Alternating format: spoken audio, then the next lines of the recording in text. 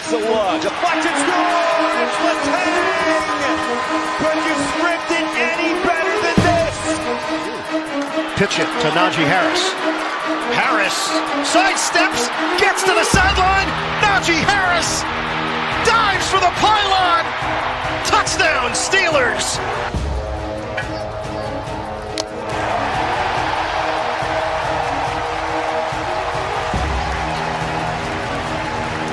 I don't think I expected anything less. That's unbelievable. It is absolutely incredible.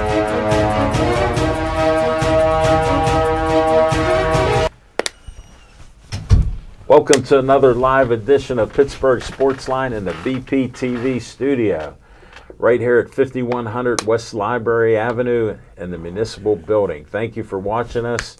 Appreciate you on Facebook. We're still holding steady at 7471, so we appreciate you there.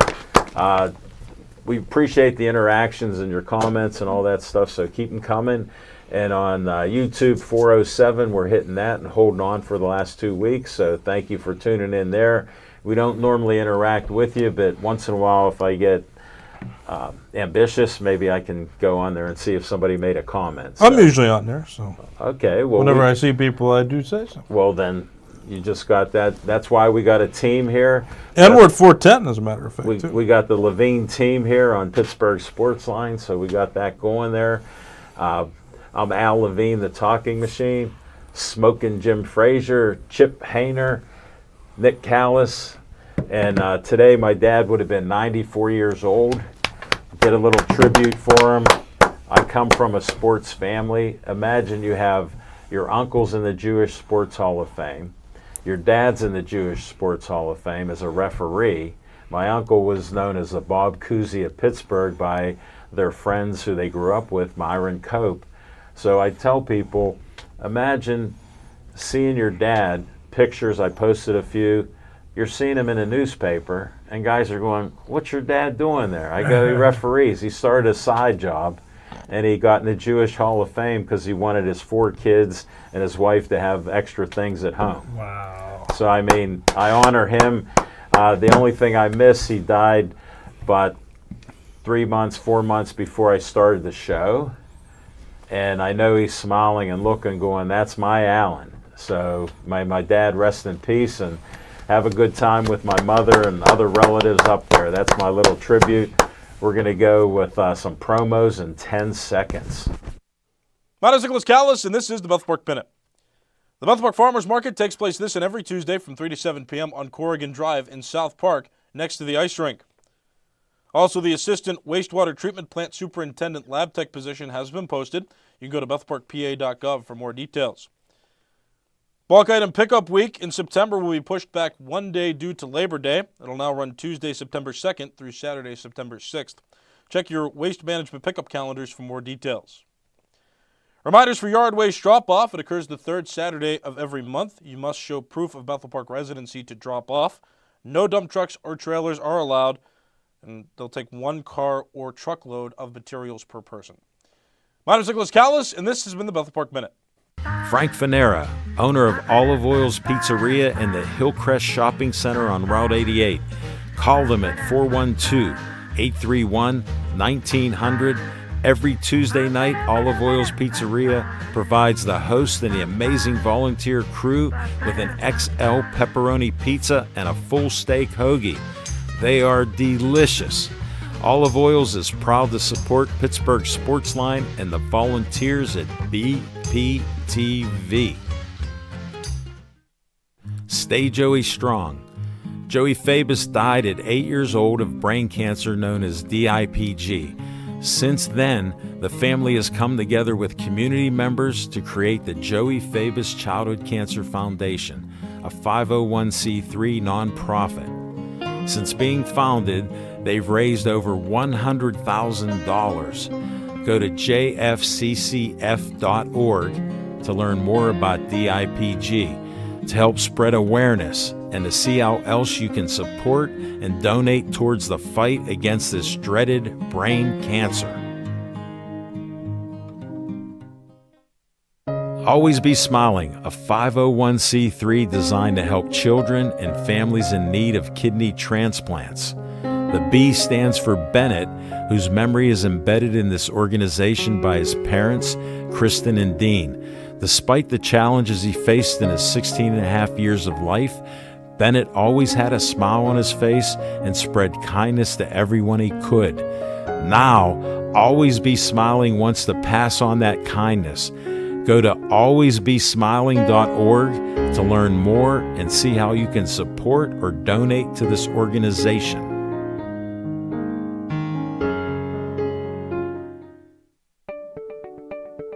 The Bethel Park Community Foundation has money for you. I'm Al Levine, trustee on the board of this great organization. The BPCF focuses on raising money to provide scholarships, grants, endowments, and more. Grant requests are available online from $100 to $5,000. You can also attend fundraisers or donate. Go to bpcf.org to get more information and to stay up to date on upcoming events. The Bethel Park Community Foundation, focusing community resources, building for the future. The Bethel Park Historical Society is a 501c3 that serves Bethel Park. The Historical Society operates out of the Schoolhouse Arts and History Center, located at 2600 South Park Road. Look for the red and white trolley right out front. Reginald's Coffee is inside, and I've heard it's the best coffee around. To visit this great historical venue, email historicalsocietybp@gmail.com.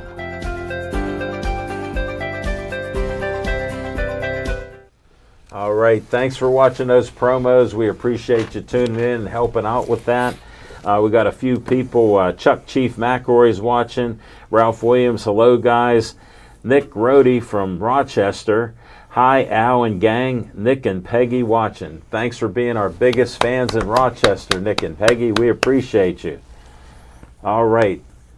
What's on your mind, Smoking Jim Frazier? Thanks, Al Levine, the talking machine. And if you want the green, you got to see Levine.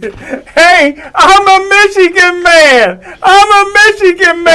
If you ain't cheating, you ain't trying, brother. We knew that. Hey, Smoking Jim, one disclaimer. What took so long, and why did he go to the NFL? Now you know. Well, Ohio State won it last year. Michigan won it the year before. Two Big Ten teams.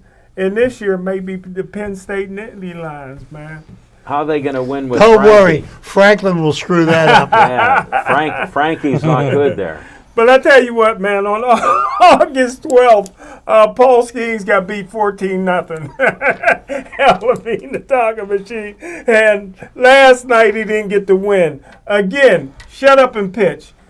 What's going on with the administration ain't got nothing to do with Paul Skeens. And the next time ungrateful Andrew McCutcheon opens his mouth about the GM, I would cut him. But Al Levine, the talking machine. Al Levine, the talking machine. I tell you what, man, I have never seen, listen, the guy should have went in the first round. The career that Roman Wilson had at Michigan, he was in high school, he's a 4-time state champion in high school. At Michigan, he won a national championship. This is a winner. I don't know if I've ever seen hands better than Roman Wilson. His hands is unbelievable. He catches everything with his hands, and he got a strong pair of hands. My only question is this, Al Levine, the talking machine. Is Roman Wilson the number 2 receiver, or is Roman Wilson, in my opinion, the number 1 receiver? Don't forget, DK Metcalf has never been a number 1 receiver. In college, at Michigan State, DK Metcalf was the number 2 receiver.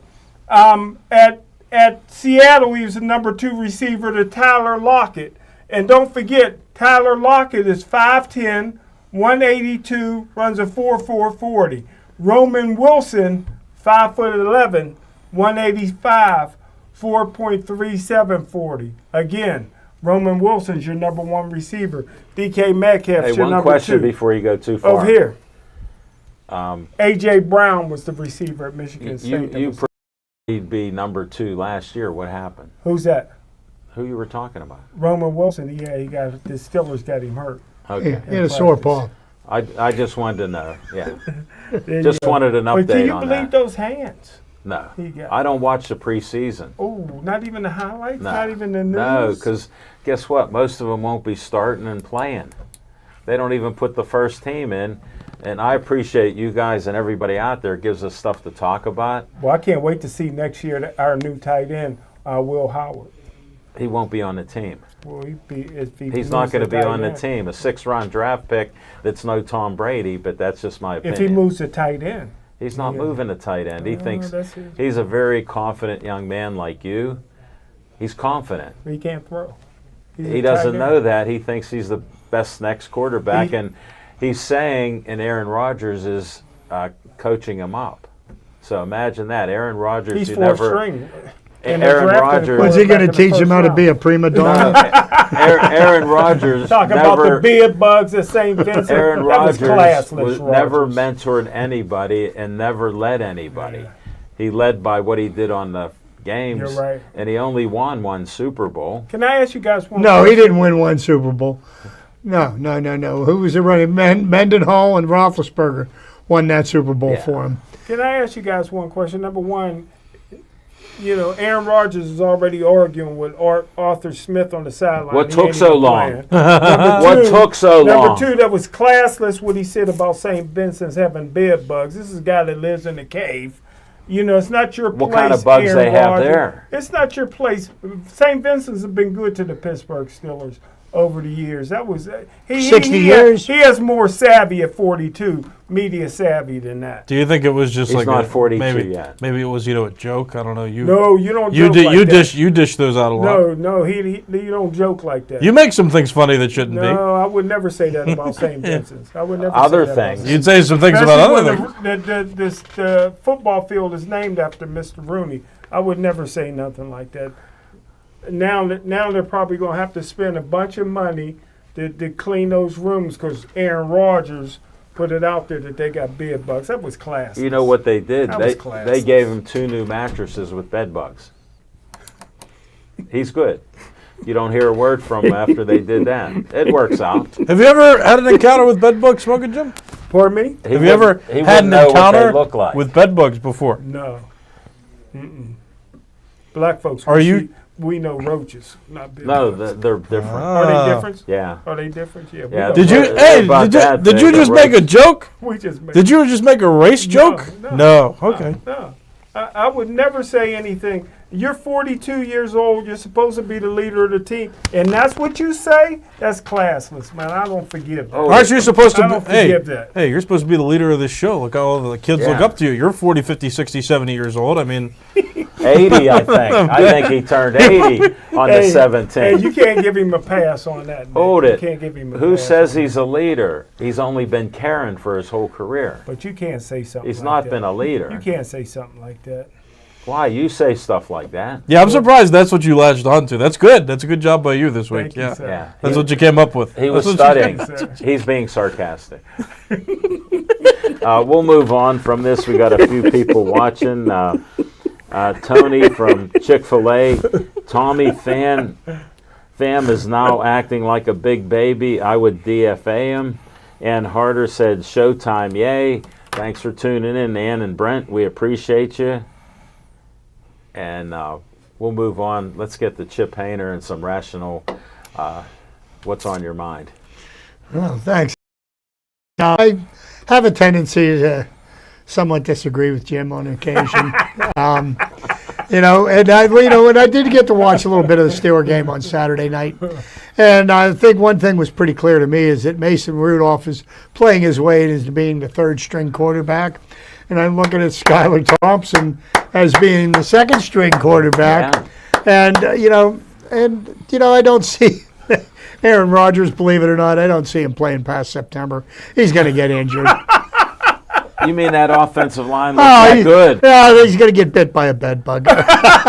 Ah, You know they suck the blood out of you. Yeah, Smoking, well, Smoking didn't know that. Yeah, at least they're not going to be able to suck the heart and soul out of him because he doesn't have one. Whoa. We'll go back to the cave. So Come on. once again, I mean, we put so much emphasis on the stupid things that players say when somebody sticks a microphone in their face. And to be honest with you, none of it phases me one way or the other. I wish they would just stop doing it, but oh well. Right. I guess it gets you clicks on social media. Oh, they love that. on X or whatever. But Well, look how they say he's mentoring Will Howard, and he's not even playing. I mean, just the logic behind that. I don't know. But to disagree with some of what Jim said, Please. I have no problem with players for the Pittsburgh Pirates, and everybody knows my passion and love for the Pittsburgh Pirate runs deep. Oh, yeah. And I am a faithful season ticket holder and will continue to be. And I think I do it part of the reason because I love the game and I love the Pirates and I love PNC Park. But I love aggravating to people that think that people shouldn't go there and spend their money. And I don't think anybody has a right to tell me how I should spend mine. There's that. But I do like Andrew McCutchen coming out and speaking out against Ben Cherington. Yeah. I don't have a problem with Paul Skeens as a leader of the team saying that there has to be a different approach. He's right. I was a person at the He's beginning right. of the year that said, you know what, Ben Cherington, this is his fifth.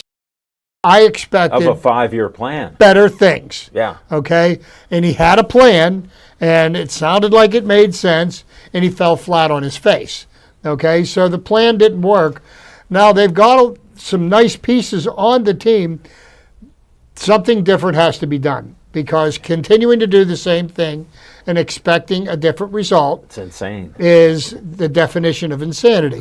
And I do believe that that changes will be made because I do believe that over the next 3 years, the Pirates can contend. Whoa. Okay, they just. They have pitching. Well, they've got pitching and they need more consistency at bat. I mean, when you are out of 15 teams in the National League and you are the 15th team in hitting, that is a problem. That's an organizational problem. That means that you have to change your philosophy in regards to hitting. Nothing frustrates me more as a baseball fan, and it's not just the Pittsburgh Pirates. It's across the Major League Baseball. Batters standing there with runners in scoring position looking at strike three. Okay? I know. I don't have a problem with a batter striking out if he's striking out trying to hit the ball.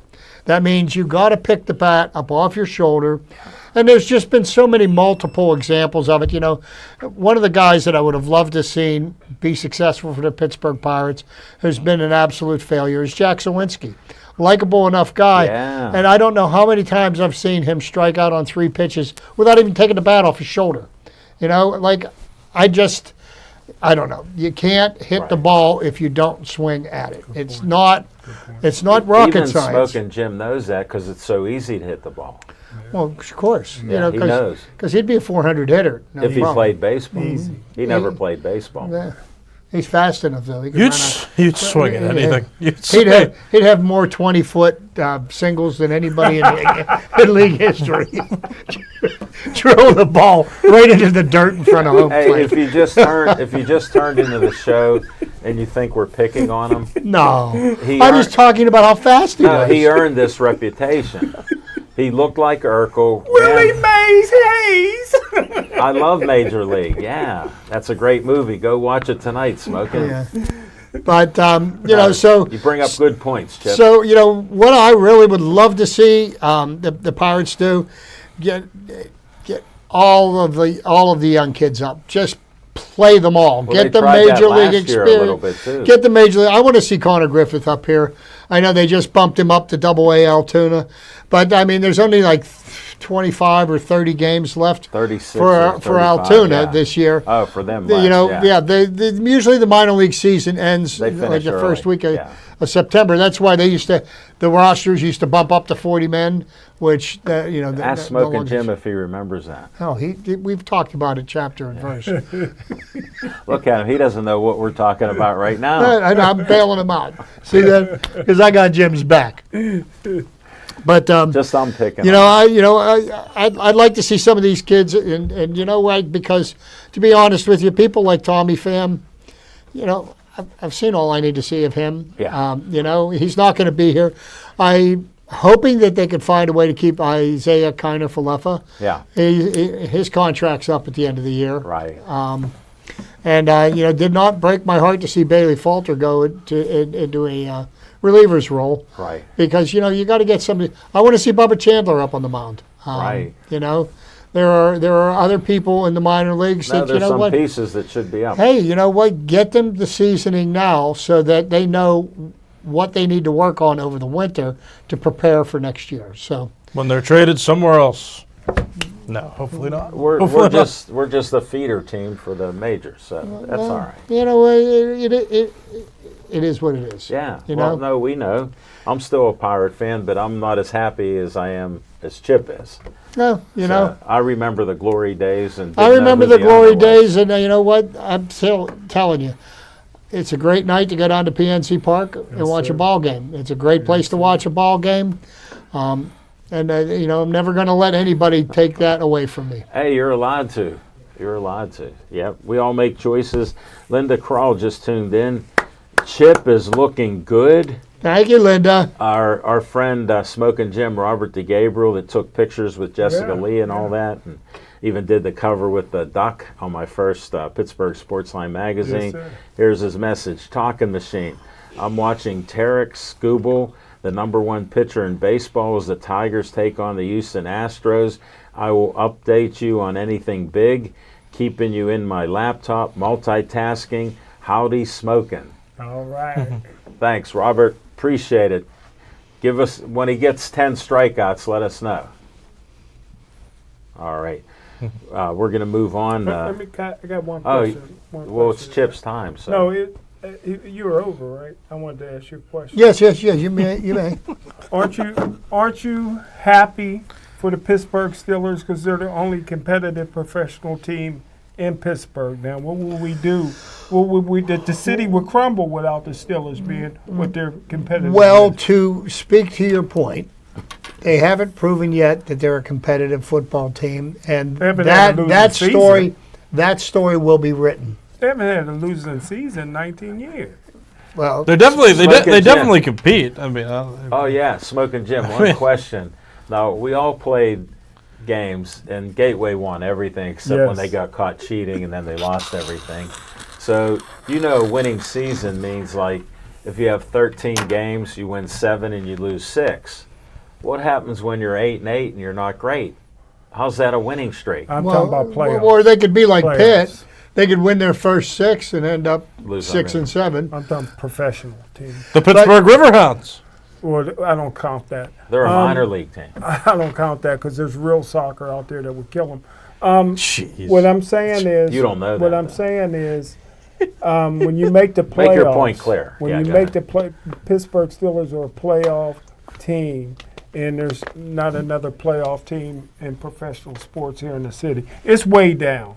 Here, It's let way me- down. This is a and down time and for there's Pittsburgh people that want the sports. Steelers to go way down Hold to try it. to build back up. Smoking too. Jim, what would you have been like in the 50s? That's before you were born, but I'd have been, my best friend would have been Ernie Stotner. Yeah, but you know what, though? The thing is about Ernie professionally, Stotner. you don't need to blow they up were losing. everything to rebuild a professional It doesn't football work. team. It doesn't work. No, because right now you can just everybody spends the exact same amount of money. Okay, so you can sign all the best players you want. So you can poach the top free agents because the money's there because the NFL prints money. But the last thing I want to say, speaking of Jim Harbaugh, Yeah. the cheater who has now for the next, 10 or 13 years, that he can't possibly coach in college football. He should have been But banned before. The NFL embraces cheaters. Look what they did. Pete Carroll, Bill Belichick. Bella cheater. Okay, Bella 3 times he cheater. was sanctioned for cheating, and they're going to mark him down as the greatest coach of all time. Jim Harbaugh. So what you do is you bend the rules, you cheat, you ring up a nice resume in college, and as soon as the NCAA comes to bring the hammer down on you, hey, NFL, I want a job, and you get hired. Well, Chip, riddle me this. Why did they suspend him for 4 games and not ban him? Who'd he pay? Well, it's not him. It's the University of Michigan that's going to keep on paying. They've been because paying. Jim Harbaugh is the gift that keeps on Right. giving. Yes. That's a good point. Glad we could cover that. All right, Nick Callis, after all that on that side of the table, what's on your mind?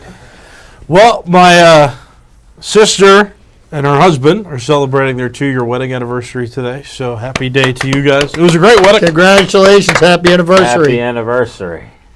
And congrats on the new baby. Bella. Yeah, no, I remember. Yeah, that was before she was married. That was about a year before she was married. I remember that. That was August of 2022. I tricked you. For those of you that don't remember, I brought her in and said that she was a football analyst, and Smoking Jim bought it, and then I embarrassed him in front of her. It was fun. He doesn't get embarrassed. No, he was. I'll tell you what. He was stunned. He was. That's the most surprised I've ever seen you. Because not only did I bring her in, but I brought her fiance at the time, and now husband as well. It was a good time. Man. And now it's 3 years later. How about Wow. that? Yeah, that was 3 years You're ago. going to be here 5 years, right? I know, we're getting there, yeah. That's close. something. How about that? But Wow, where's the time go? also, We're all aging except for the ageless wonder, Smoking Jim Frazier. how old is he? It's anyone's guess. 85. 85. No, he looks younger than No, 85. man. No, Man. he looks 35. I'm telling you. 58? No, 37. same height, same year as me. 65. 37. Anyway, so He's laughing, so it's not true. So I've been here now. Well, speaking of how long I've been here, so I've been here for almost 5 years, and I've come on this show and I've talked about video games, right? And how, I think that they're nice and You've learned from him. they provide a learning opportunity for sure. But what I wanted to say is they've made this console now. It's called the Nintendo Switch. It was my first big boy purchase of a video game. Every video game console I've gotten before was a gift. So this is the first one I've ever paid for myself. Switch 2, it just came out. And MLB The Show is the game that I play a lot, and it's on the Switch now, which is awesome. And so my invitation is, extended to these two. And maybe Al, too, if you want to play. The Switch is a console it's like an on-the-go console, so you can play it like on a TV or on a tablet. So I can bring that here. Ooh. So we can play video games with these three. How about that? Whoa, that could be a possibility. So I can I'm show. not going to rule it out. So I can. not going to rule it so out. I can My show mind you. is open. Because before you had the clunky gaming systems from before. I can't really travel with those. This one fits in a nice little pouch. I just bring it in and out. My thumbs when I aren't want as to bring strong it as yours, though. So See, I'll and try. as I've aged, I've mellowed, and getting beaten at something doesn't bother me nearly as much as it used to be. But that's the thing. That's where your mind goes. It's not even about being beaten. What it's about is learning. It's not about being beaten. I'm not saying I'm going to play chip. Learning how to I get Figured beat. you'd say that. You know, you're feeding me a but it's I've taken a softball. few. Right. But it's like the games offer a sort of history as well, a learning experience. I would like just there's that. Yeah. There's new legends put in all the time. The Negro Leagues, since they're being recognized by Major League, the Negro Leagues. Remember them? Yes, the Negro Leagues. Oh yeah, he played. Any other questions? With Oscar Charlton. Any I don't care. I got a question. Cool Papa Bell. any other questions? You good? How about this? Smoking Jim doesn't know this. There was a pre-Negro League. No, I didn't know that. Yeah. See, I just Was thought it called something. Color? Was it no, the it was Color called League? the pre-Negro. Gus Greenlee. Yeah. But somebody mentioned Cool Papa Bell. I just played in a game today where he was on one of the teams, which was interesting. And I'm like, oh my gosh, I remember you talked about him. You talked about him. Yeah, I read, So read his book. right? 17 pages. They said he was so fast He could turn the Switch light the off light. in the bedroom and be in bed before the room got dark. And guess what his speed rating is? Guess what his speed rating is? 99 out of a possible 99. So there you go, right? Wow. So this is cool. So I get to see Can I be Satchel Paige? you can. He's in the game. That's what I'm. See, this is what I'm saying. I Dark might enough. play. You're dark enough. Thank you. This is what I'm saying though. Like we talk about this, like That's my Mediterranean blood. you could read about people, you can remember seeing certain people. I talked about years ago how Roberto Clemente got put in the game for the first time in its existence, in its 15-year existence at the time, Right. and I never got to see him. So I'm just saying, now I can like show you, like, ooh, look, now I can show you. I can't just talk about it, like I can show you. Did he hit coming up nice here. line drives? Well, you play with him. I mean, I don't Okay. know. I mean, but his ratings and seeing his ratings Just and his wondering. batting stance and his playing style, Inquiring minds all the want to retro know. uniforms. So I'm just saying, now I can show them physically, but it's just another one of those mediums. Like I say, it's not even about beating one person versus another. It is fun to participate in that competition, but seeing the learning aspect of it as well, seeing the stories, reading about the stories as you're immersed in the gameplay of these players. They just did a thing about Ryan Sandberg too, because he passed away. They gave a whole little challenge section and featured some of his best moments in his career. So video games, great, and I'm excited that I can show that off optionally now because I've got a portable gaming system that I can bring in that will display the game and allow us to play Show it. them And it's how cool. big it is. It's like, I mean, it's a little bigger than the phone. It's probably like, it's like if you've seen a laptop, it's like in between a laptop and a phone. It's like a little tablet. Almost. Like a tablet, like kind of Yeah. like my Kindle. Yep, but you can attach the controllers to the side, so you can hold it like and play with the joint, or you can take them off and you can stand the piqued thing up. my interest. We'll have to have a discussion on it. Yes, Maybe we could break out a 15-minute gaming edition. Can I be Mickey Mantle? Can I be Mickey Yeah. Mantle? You can. Yeah. You don't know how he hit it. He was a switch hitter, so you can't be He him. was fast, though. Oh, No, Mick. I'm telling you, one of the greatest of all time, Yeah. hands down. Well, he couldn't have been the Was greatest. Willie Mays. Because Pete Rose was the greatest. Not even close. Not even close. He was the greatest at being a degenerate gambler. Well, he can Well, hit a, that's what he's talking about. He's a degenerate gambler. And according if you to just his tuned hit in, tally, yes, he could hit a is. baseball pretty well too. He could hit a baseball pretty well, and Yeah, and they're putting him in the hall. Well, no, they're putting him up for Hall of Fame consideration now. He's Well, no longer banned. I always called him the best singles hitter in the game. Yeah. so High here's respect for here's the a question to ponder. Yeah. So whenever the time comes around when they make the selections for the Hall of Fame, what kind of noise will there be, or will there be any noise if he does not get in? Yep. A lot of noise. There's already been noise because he hasn't gotten in. Right, but I mean, so okay, now he's eligible. Yeah, because he's And dead. the people so it's that all vote good. on it decide that, you know what, we're not going to vote for it. Oh, that ain't right. Sports writers have done Hey, worse. they have. I mean, It who's seems like they're pivoting, though. I mean, because back in the good old No, 1940s, he wouldn't have even been. No, you know He'd what? have been gone Nick, even after. You know what's Death. happening is there's something called they're aging out, called death, Right. We got a more modern view now, right? The somewhat. yes. here's what Yeah. we'll see. I'm excited. It could be. We've seen the designated hitter get instituted in both leagues now. We've seen. Then uh, there's hope for Barry Bonds We've then, yes. and Clemens. Yeah. We've seen a clock be instituted into the game. We've seen the bases get bigger. It's like change, Hey, evolution. And we got our nice clock. It's And right we've seen there. Look at that. strikeouts go up at an astronomical pace. And run production has gone up too, on average year to year per Major League Baseball team. Batting average has gone way down. Yeah. I think, you know what, I've said this before, but I think your judgment is clouded based on the fact that we are Pirate fans. I'm just saying. Because other teams get to enjoy like superstars, and we don't because there's never any success. Well, see, that's the thing that differs me from a lot of people. Like, you know, I don't like rooting for certain players. I like to root for a team, and I like to see the team do well. I don't care if you have any superstars, because they're the only baseball player or only professional athlete that I've ever idolized, and who's the only player whose jersey I will wear was Roberto Clemente, because I watched him play for 12 years. Okay, and you know, as a child, I thought he was a god. And then and the day that plane went down, Yeah. I just knew that he was going to come walking up out of the ocean onto the beach. It was going to be like in a day or two. Like there's no way. It's Well, Roberto I Clemente. He thought can't that be dead. Seeing Manny Sanguin on the beach, I thought he'd be pulling him out of the water. That's what I believe. No, Yeah. it was as an 11-year-old, 12-year-old, it was hard for me to fathom Right. that he was no longer Did they there. ever find Roberto? No, No, No. not at all. no.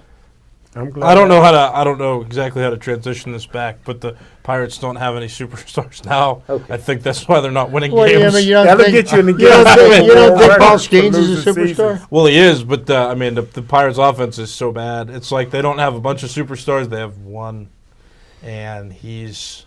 Yeah. I mean, his ERA is 2.16 and his record's 7-9. That's crazy. And Mitch Keller also has a very slanted record because the offense can't hit. That's the problem. Before the True season, story. I've talked about that, but that is. Do you an think Paul absolute- Skeens is a superstar? Has he learned has he learned the art of pitching in your eyes? I think he's got room for improvement. Oh, okay, gotcha. Cool. And I know He that, did give up 40. I know, You're right, he did I give know up a that bunch of people runs. like you don't like to hear that. But when I Well, want any to see player him, in their perspective can always improve. Well, I mean, what I would like to see nobody's him perfect, do but is be more efficient with his pitches, and I'd like to see him get closer to the 7th and 8th inning and maybe complete games because he's got all of the tools. And I think yeah, well, the Derek Shelton thing masterclass of pitching and bullpen and with management really helped him achieve he that gets goal. into the 5th inning and he's 85, 90 pitches. You know he's going to be gone. There's a lot of times he's gone before he even gets a chance to get a decision. See, but I don't blame him for that because, I mean, I remember last year they pitched in Milwaukee and he's like throwing a no-hitter and they took him out. Like, that's not his fault. I mean, there were plenty of instances this season where like his pitch count has been reasonable and they've taken him out because they want to protect him. Jared Jones, same thing, and Jared Jones still got hurt. So I don't think it's Paul Skeens can't do it. I think it's the Pirates are like, oh well, we can't. Well, take and any also risks. take into account they're protecting the only asset that they have right now. Because to be very honest with you, you're 19 games under 500. Why are you going to go? Why are you going to burn him out? Because ultimately what's going to happen to pitchers and the way baseball's played nowadays is they're going to get their arms cut at some point. So get as many, like they did a real good job of managing Garrett Cole, not just the Pirates, but the Astros and the Yankees. He was, 34 years old before he had to have Tommy John surgery. So you admit it's not necessarily that Skeens can't do it; it's because the Pirates are managing him a certain way. Okay. Well, I am from the school of, and I've read. Greg Maddux to me was one of the greatest pitchers that I've ever seen because he played mental games with batters, and he would get out. His philosophy of pitching was, I want to get batters out throwing as few pitches as possible. Yeah, he was managed by Bobby Cox, not Derek Shelton. So Bobby Cox was a much better manager too, right? Letting We'll those guys have this go. discussion continue. Well, actually, he after was the managed show. by Leo Mazzone, who was his pitching coach. We'll have this discussion after the show. But great comments. Thank you, Nick. Oscar Marie. That was a good one. He pulled out one. You got to pull the books out and get that. All right, Al, what's on your mind? Smoking Jim was talking about the only good team in Pittsburgh's. Yes, sir. Who? Pittsburgh Steelers and Mike Tomlin. All right. Well, I heard the Penguins may be up for sale, and a rich man named Hoffman in Chicago might offer up to the $1.75 billion to buy the team. Get them out of here. What about Burkle and Lemieux saying that they went in on that? And they were saying they want to have a minority interest. Then they said, I read another article, said they might be willing to sell the whole team. Get You 'em want a outta little here. extra insight? Yeah. I think the Fenway Sports Group, just from what I'm hearing, wants to profit as much as possible. And unfortunately, this Hoffman Group has come in because now there's a bidding war between the Lemieux Group and the Hoffman Group there. Why do you think I So- mentioned $1.75 Because billion? the Fenway Sports Group bought for $900 million. Yes. And their Thank you, their Nick. I asking appreciate price it. to start is $1.75 billion. So what happened here was Fenway Sports Group is going to make a profit. That's why they bought the team. In 2 years. Are they, Code, Yeah. corporation, decision are they making. moving the team this year? No. Because they've been losing money since they bought it. Well, they're going to make it. I mean, they're going to make the money. I mean, They're it's going fine. to. Yeah. I'm convinced. I'm convinced. Just just understanding this now, they bought the Penguins to profit. Yeah. They knew franchises prices are going up, ownership prices going up. They bought them so that they could make hundreds of $1 million of profit overall. I mean, they've lost money, but it's not compared to what they're Short term losses for a giant bleeping gain, as they say. Whoa, big gain. Yeah, bleeped out a swear word there in my head. I'm glad I brought that up for some interaction. We're going to go to Fiction and Fact from Smoking Jim's Almanac. 10 seconds.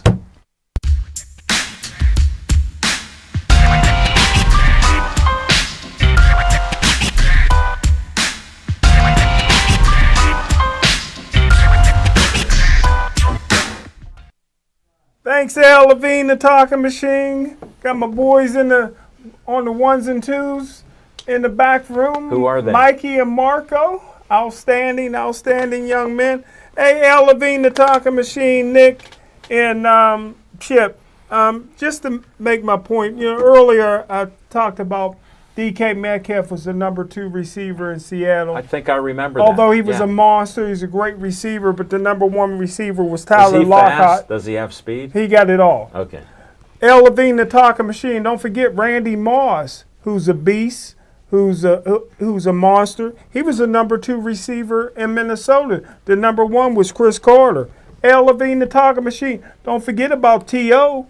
T.O. was a beast and a monster. He was the number 2 receiver in San Francisco. Jerry Rice was number 1. Al Levine, the talking machine. Maybe the fastest player ever in the NFL, right up there with Deion Sanders.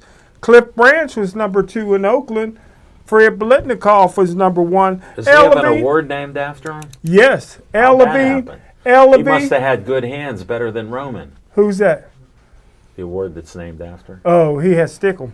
Al Levine, the talking machine. I had to bring it out of him.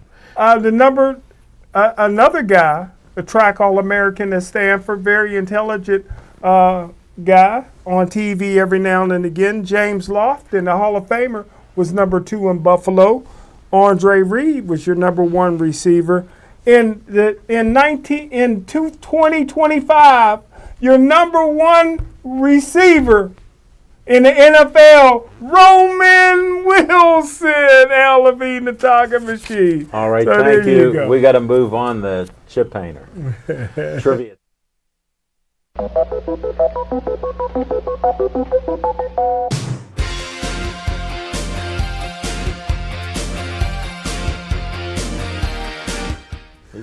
All righty. So Nick hit on something earlier, and it's interesting because I've been thinking about that all day. And that Paul Skeens got an ERA of right around 2. 2.16. And he's 7-9. So that led me to question myself, and I said to myself, has there ever been a pitcher that's won the Cy Young Award in a losing season? No. So, and the Cy Young Award is given to the best pitcher since 1956. Wins have been a huge determining factor in Cy Young votes up until fairly recently. Jacob deGrom, anyone? But has anyone had a losing record and still win? Well, there is only one, but a couple others came close. Most recently, Trevor Bauer was only 5-4, but that was in a 60-game season. I think Felix Hernandez's 2010 win was what started the whole "do wins really matter" discussion when it comes to the voting, since he won with a 14-13 record. CC Sabathia led the league with 21 wins, but his ERA was a full run more. The voting looked like they got it right here. The 1979 Cy Young Award winner went to Bruce Sutter. And this one jumped out at me. He was 6-6, and he led the league in saves. But J.R. Richard was dominant. Yes, he was 18-13, and he won the ERA title. His strikeout title, 313 strikeouts. He finished third. Looks like he split the votes with Joe Niekro, who led the league in wins. A couple other relievers have won it, and I was 100% sure that that's where we were going to find our guy. It isn't Steve Bedrosian. It isn't Raleigh Fingers, nor Willie Hernandez. No, we won't have to look for. Let's go back to 2003. That was the year that the Cubs got robbed of the World Series by Bartman. We remember that, don't we? Yeah. So the our guy and the winner, even though he lost more than he won, was the great season of Eric Gagne. Gagne was a below-average starter in his first couple of seasons in Los Angeles with the Dodgers, but was converted to a closer in 2002. Whomever made the call is a genius because Gagne quickly became not only the best closer in the league, but literally became the best at closing games all time since he went 84 straight save situations without blowing a single one. Wow. In 2003, he saved all 55 games he was called in to close with a 1.2 ERA and 137 strikeouts. In fact, 55% of all the batters he retired were via strikeout. This Cy Young voting wasn't even close since he got 28 of 30 first-place votes. Wow. He did, however, have only one Cy Young winning season with a record below 500. He was 2 I and found 3. that out. I Yeah, didn't know you was could win thinking. a Cy Young as a relief pitcher. Yes. Sure, yes, you can. Best pitcher, Best As a part-time pitcher, baby. one. according to the voters who have that's frequently part-time. gotten things So- incorrect. That's but part-time. There is hope for the Pittsburgh Pirates and Paul Skeens Yeah, that let he me could interrupt win you. the ERA. Or Chip, he let could me win interrupt you the Cy because Young. he's puzzled. Yeah, that's They part-time. pitch part-time, but did you They hear? shouldn't be up for it. Did you hear he pitched in 55 games? He's 55 saves. Yeah, but I'm inning here, inning there. A guy that pitches full-time should be up for it, not the part-time guy. Okay, may I? Because Yeah, you know I sure. played baseball. I don't remember you playing baseball No, ever. nobody I don't know. does. There's no Nobody recollection does. of that. There's a lot None. of football pictures of you, none baseball. No, there weren't any. Anyway, Football. so I think that it's humans are imperfect, so there's that. Yeah. And as somebody who didn't pitch at the major league level but pitched college and stuff, there's a lot of mental and physical taxing on your body when you're put in pressureful situations where you're called in to preserve a game, right? Like it's easy to give up runs.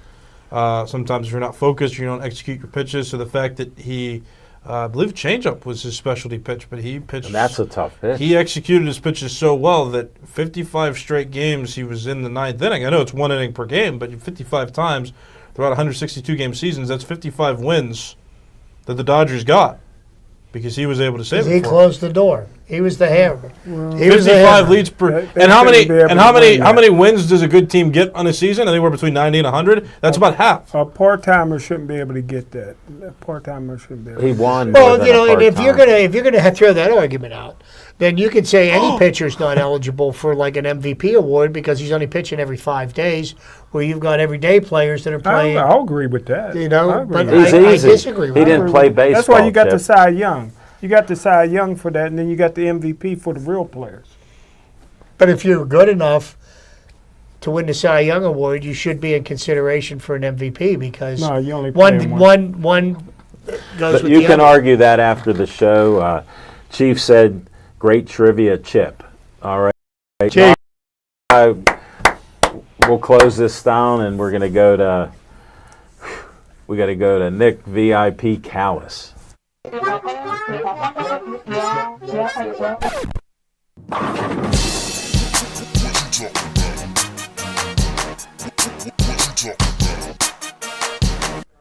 Hi.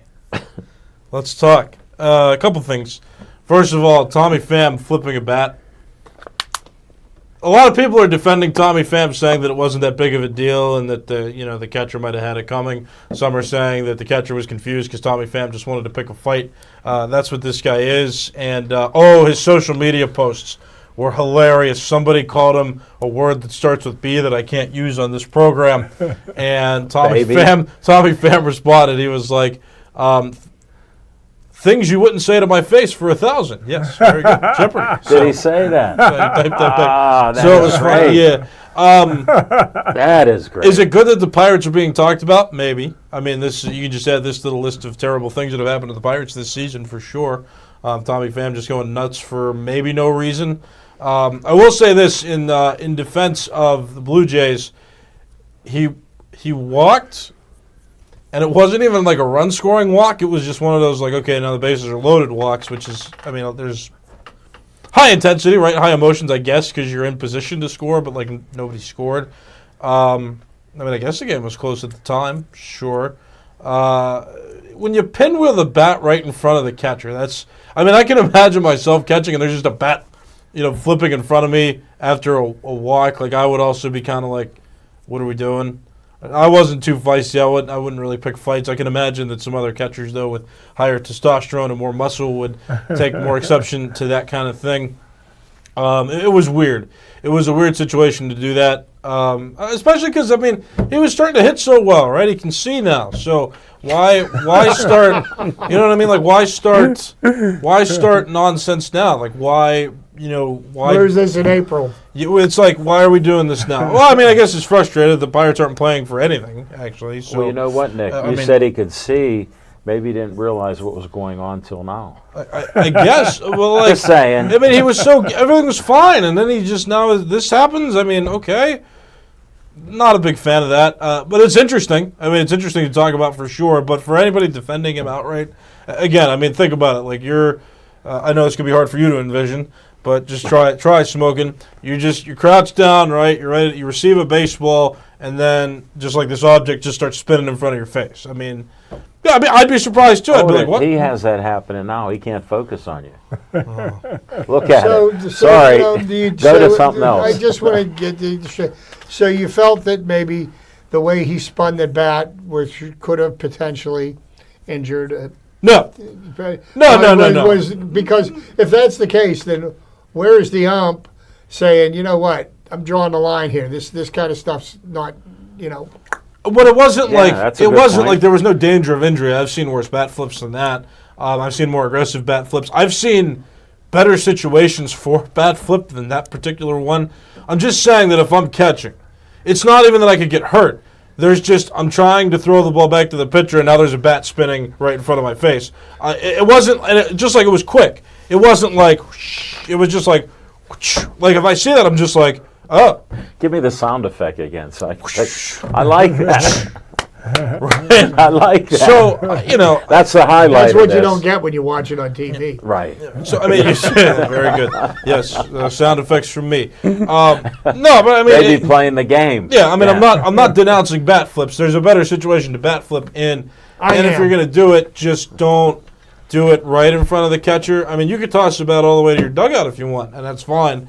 But to do it right in front of the catcher's face on a walk that doesn't score a run. Again, I get perhaps what happened, but I've also heard reports too that Tommy Pham was just saying anything, and wanted to pick a fight even though the catcher didn't even react. So there's a lot of conflicting stories, and Pham is willing to take down anyone on social media to defend himself. Okay, quick pivot to football. I like Roman Wilson. I think he's going to do wonderful things. Hopefully he can be the number 2 the Steelers need. Should they not sign Gabe Davis? I've heard reports that they're interested in him. Right, they met with him today. Hopefully the Bills don't snatch him up because he's also interested in them, and I think he has plans to go there as well. I know some people were talking about Skylar Thompson and saying that Thompson is. It's preseason, right? The competition isn't all that great. Players have still failed in the preseason against the poor competition. So he's playing with other opponents on his level in the depth chart. It's still impressive, though, to see that you feel like he could be reliable. I wouldn't trust him to start, obviously. But the fact that he threw for 200 yards, like that just doesn't magically happen. Threw for 200 yards the first week, over 100 yards the second week. So, again, that stuff doesn't magically happen. There's got to be calculated and precise decisions and executions that he did. And so I think that he deserves to get credit for that, and I think that the Steelers could rely on him as one of the backups. There is room to not overreact. I understand that, but don't also completely dismiss the performances because they are valuable. I would say for the Steelers to learn, especially because Will Howard's now not going to play, and he's not going to play at the preseason at all, and that's going to be a decision too for the Steelers coming up. So that's it. Thank you, Nick. Good stuff. All right, on location, 10 seconds.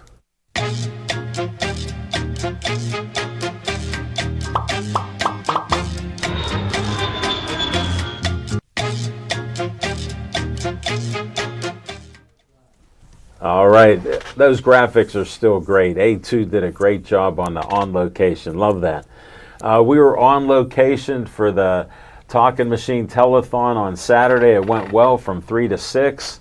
I even had Nick and Vinny playing music during the show. And, at a piano. Freebird?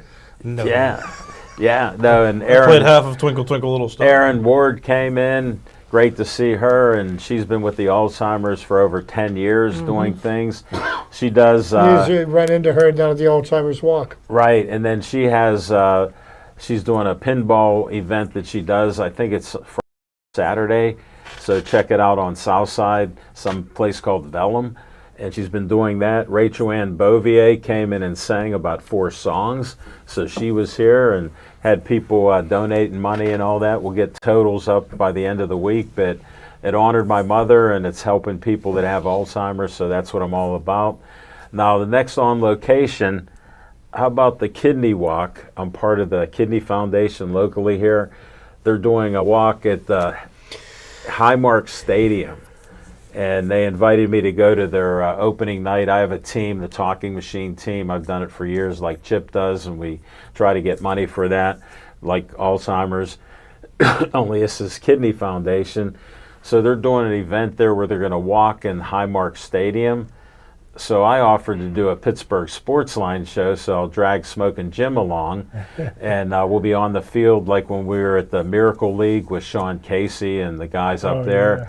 Remember how I said bring as many as you could, and they brought buddies, and the kids are, handicapped, and they all have buddies. I interviewed about 7 buddies with their handicapped children. So I said anybody you bring there, it's from 8 o'clock in the morning till noon. So that'll be September 28th. We'll be at Highmark Stadium. Nick's going to be there, and we'll have a V-Mix. So, Maybe. well, if not Nick, then somebody else that can run the V-Mix will have to. You've taught a few of the kids here, including Michael and Vinny and Marco, so we'll see who I can round up. But me and Smoking Jim will be at the table. He'll be there as eye candy for all the people, so we'll see what we can do there. He doesn't know what the Kidney Foundation is, but I'll try to explain it to him, and we'll work it out. But it'll be a fun day. They're going to have lots of activities, prizes, and you go to walk, and your group donates money to the Kidney Foundation. I think they raise a whole lot of money, hundreds of thousands of dollars, so we'll be part of that. So it'll be a fun thing. All right, open discussion for the last 2 minutes. 2-minute warning. I have something on my mind. All right, put it out there. Chip was talking about the records and the almost losing records to win a Cy Young, or there was one pitcher that did. Just one, yeah. The discussion about whether that should matter in Major League Baseball, one of the fascinating stories that I have looked at over the years was Drew Hutchinson in 2015 for the Blue Jays had 15 wins, and his ERA was close to 4. And it was because the Blue Jays, if you remember, the Jose Bautista had went in Encarnacion, that big team. Russell Martin was on that team. Yeah, I remember. And I think it's fascinating. He won so many games because the offense was so stacked for the Blue Jays that, he could give up 5 runs and it would still be fine. Kind of like the Blue Jays of today. Right. Good point. But I remember the Pirates traded for him and did nothing with him because, was he that great of a pitcher? No, he just looked better because the Blue Jays were great on offense. And that Jacob deGrom's a notorious story of having an ERA under 2. And I think he won the Cy Young one year when he finished like 7-7. So, another pitcher that pitched in that era where they had a great ERA, but his record didn't reflect it, and that's why the record should not really matter anymore, because it doesn't necessarily determine how good a pitcher is when he pitches. And those are just 2 examples that I've always referenced when I make that argument. And I think part of the problem with pitchers not getting the decisions is the fact that they're not making it out of the 5th inning. You got to pitch 5.5 innings to be able to get credit for a win. Well, Drew Hutchinson won 15. He won 50. That's a lot of wins. He made it to the 6th inning. Exactly. So I don't know. You both make good points, but we're going to be shutting the show down. Thanks for all of you tuning in. We appreciate it. We're averaging from 300 to 1,900 people viewing our shows, so we appreciate that each week. Thank you, everybody. Yeah, so it's definitely nice, and with on TV, we can't keep track, but please stay Joey strong.